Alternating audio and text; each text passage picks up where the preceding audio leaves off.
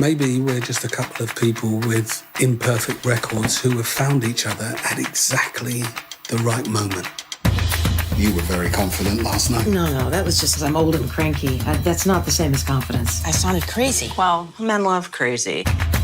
How do you measure a man? By his choices, certainly. Honestly, ask yourself if we're more powerful together or apart. That's it? That's all you got?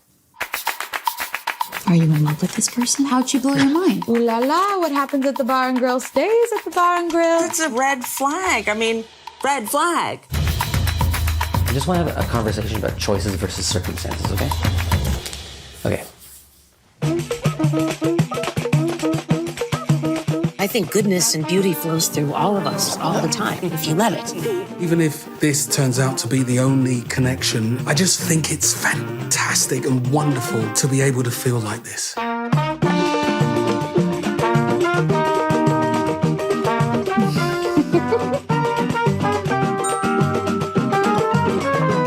It's all about faith. We lift each other up. Am I being raptured? Or is this an actual earthquake?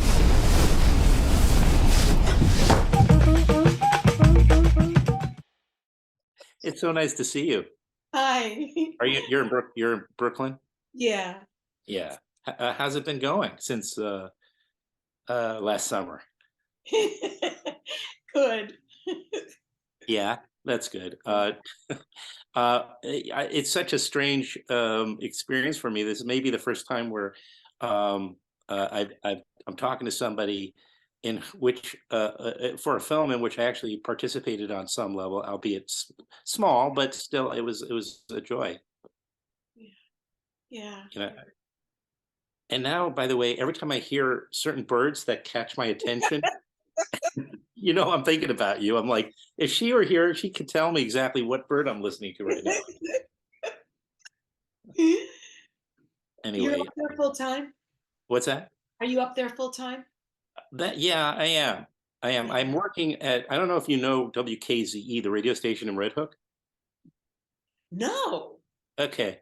You should know about it at least. I should. It's a music station, and it really is spectacular. I don't want to spend too much time on it.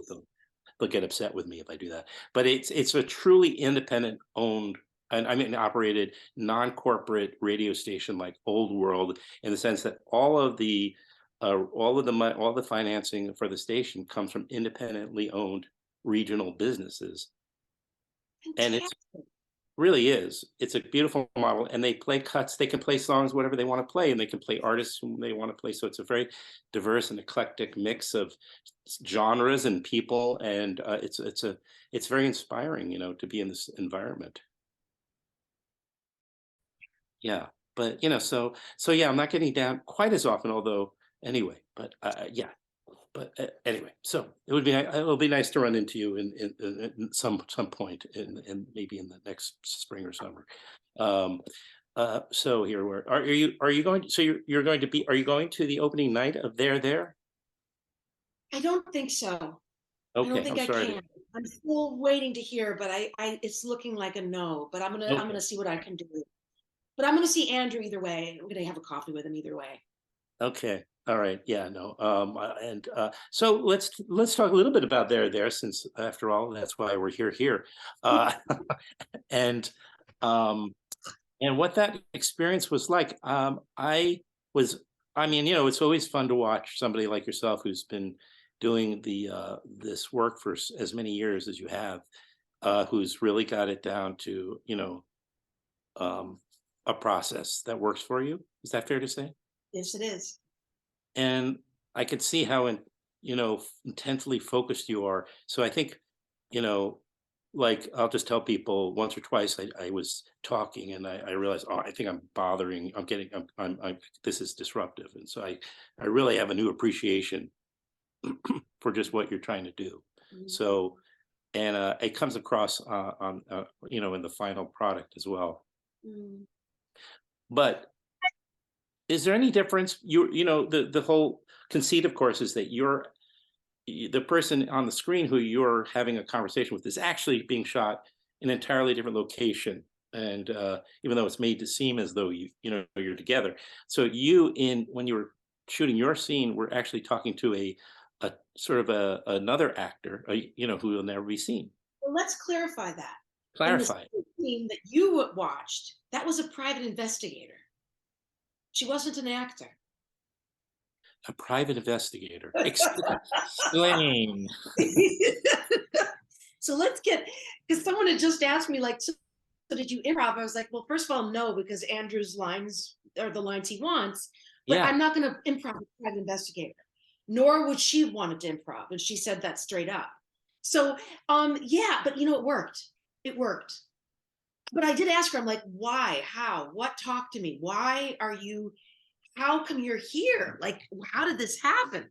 Yeah. But she was great listener. And that's what I really needed for that scene, was a listener, and then the first scene, look, I mean, in some ways, like, I got very early on that I was going to be asked to do things that were very strange and didn't make any sense. I knew that when I was about 18, when I got into the acting world. Okay. And this was one of them. And this is no weirder than looking at LED lights and screaming, thinking it's a monster, That's a good point. Yeah. Right.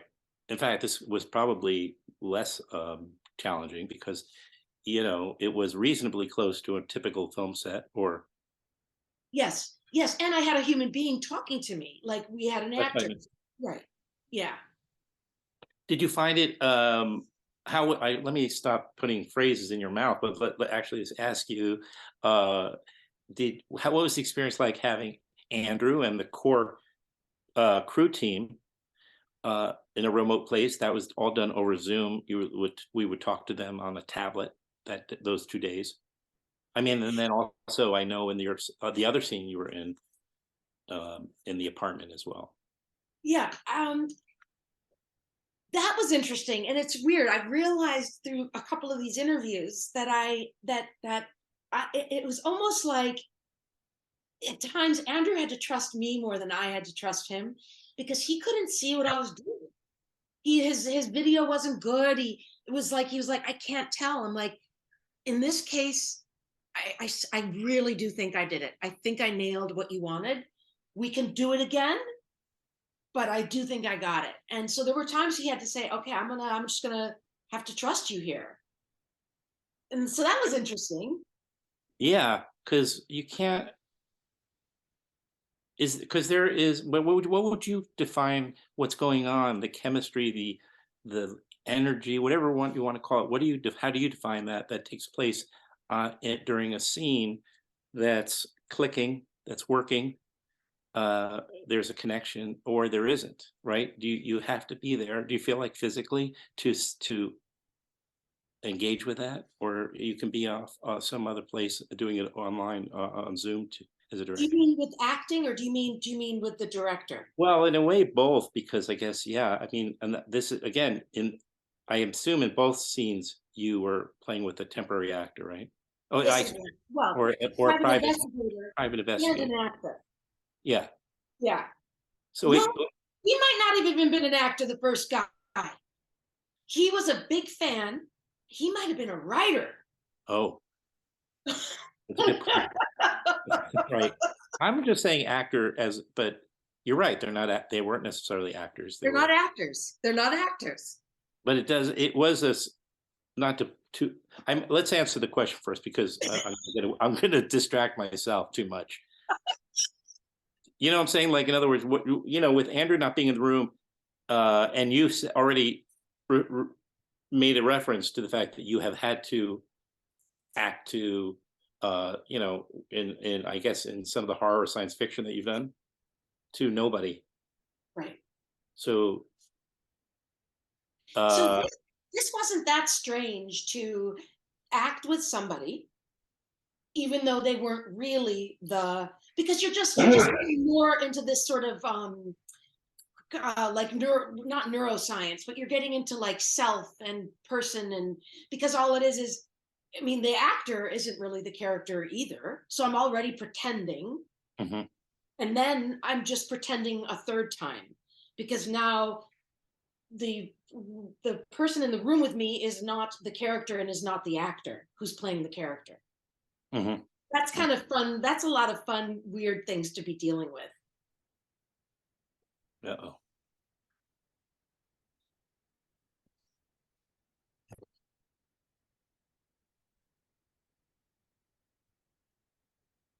Mm. Hello? Yeah. Can you see me and hear me? Oh, yeah. We had it. We're upstate. I'll tell you, the Wi-Fi up there is rough. Yeah. And I apologize. Yeah. No problem. I went through the same thing. It's okay. It's only we're doing okay in general. I'd say in the 10 minutes so far. So what was the last thing you had said before Oh, I yeah, that already, like, already the actor's having to pretend because the actor they're talking to is not the character. Mhm. So already there's a level of, it's weird. And then I was just pretending a third time because I had a third level of pretend. Mhm. And I could do 20 levels if I had to. Yeah, I'm starting to understand. And even on the stage where you know, I assume when you have a soliloquy, is it if you're talking kind of to the fourth wall or to the audience, also, right? There's that requires a certain amount of I don't know, inner something or other, right? Where you have to Yes. Well, even crossing from the wings to the stage, I'm all of a sudden we are pretending that I don't see, no, I don't see them. right, of course. I forgot about that. But and I don't know if you remember this, by the way, as a footnote, but the first time I ever found out or came to know that there was a Lili Taylor in the world, and thank God, was on stage at the Public in 1989, I think it was, where you were and I last time we talked for Cold Spring or whatever. What was the name of it? Wait. What did he see? The one with I the saw one you with the off Broadway at the Public Theater Yeah. in What did 1980. he see? Which one? It was called What Did He See? What did he see? Oh, you were so good in that. And I was like, Talk about mental gymnastics. Richard Foreman. All you have to, you're talking about the Richard Foreman, that wild thing they did with Will Patton oh, it was Will Patton? and Rocco Sisto. Oh, wow. Are you Oh, talking about wow. when there was plexiglass and like was carrying bizarre objects? It's so long ago. I just don't, it's so many years ago. I've got to research it. I just know I was in the front. Like we had these amazing seats and you were just, yeah, you were real. It was a really physical role. Yes, Or maybe exactly. you're just a very physical actor, you know.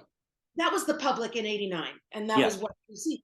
And That Richard Foreman, talk about, I mean, he's the father of avant-garde. I mean, that was, I didn't know, I had to pretend I was from a planet. I didn't know where my character was from, nor did he care. Right.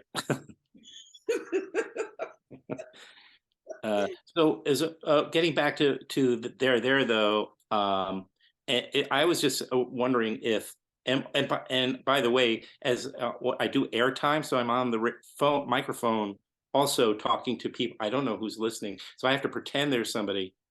Oh, Like right now? no, no. Oh, good. I mean, when I'm at this radio station, I'm also on the air, and it was something to get used to. It was different than this because I'm talking to you know, even when I'm doing an intro on my own. So it requires like imagining there's somebody there, and you know, They're there. they're there. But I was just thinking maybe it might have been challenging to have Andrew remote. It was, but then in other ways, like I've done plays, audio plays, I've done, books on the audio Okay. stuff. It's the same thing. They can feel it, they can hear it.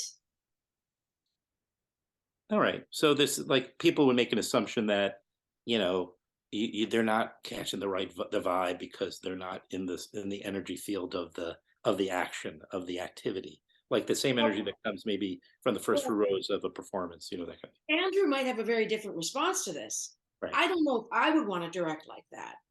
I think that must have been very challenging for him. And that's why I was saying he had to really, at least I don't know about the other actors, but he had to trust me that I was saying it's happening in this room. You just you can't That's feel great. it. That's all. Right. That's a good point. So that was part of your job in a way, was to convey that information and That's right. that sense that you were having, and you would know. So but it was important as part of the conceit of the film, not only that you were in one location and the other character was the actor playing the character was in another location, but that the crew was in another location. That was all part of kind of the, I don't want to say stunt, but the obstacle, the challenge of what was the film was kind of trying to convey about communicating, connecting with obstacles, and like we've all been suffering, or at least contending with the last couple of years specifically. Sure. I think the DP, I don't know how the DP did it. I think what his his levels of concentration must have been very intense to have to, because I think it felt like they couldn't see very well what we were doing. And here he's having to arrange shots and lighting, and I can't even imagine. How was last thing, and it's a little personal only in the sense of how was the COVID experience for you and the family? I mean, just in a general way. Nothing, no story, no story. There's a lot of stories out there, and this isn't one that I would take the stage on. Got it. I still even haven't gotten COVID. That's remarkable. I don't even know. I don't know what's going on, but Nick and Maeve have, and I remember. we had our little things like everybody, but we made it through. Right. Yeah. Well, listen. There is opening Friday. I'll be there. Well, I don't know. I too am trying to get down there for that. It depends on a couple of things, but I'm planning to try to get there I was there for the Tribeca Film Festival, where it was had its world premiere. I was there for that, so that was exciting, and the audience was very, very happy. That's all I can say. So, but anyway, all the best to you, and thanks for making time for this, Lily. It was really nice to see you. And I'll listen to the station. Yeah. Well, I can always, contact that guy, who I'm talking about, and email him with the information, WKZE, the call letters and the station, so you can listen to it when you're up here. Yeah. You'll love it. All right. Have a great week ahead. You too.